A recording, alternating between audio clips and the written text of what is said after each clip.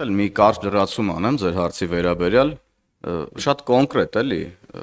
ուժեղ Հայաստան կոչվող կուսակցությունը, որը հիմա ինչ որ անցումային համակարգողի կարգավիճակի մասին է խոսում, Հայաստանի Հանրապետության Սահմանադրությամբ նման բան նախատեսված չէ, Տիկին Մանավազյան իրավացիորեն նշեց,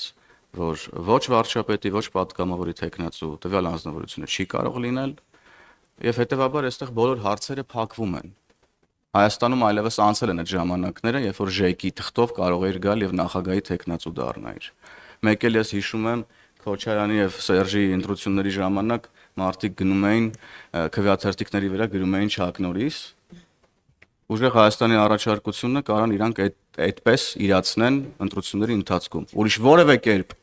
հնարավոր չի իրանք ուրեմն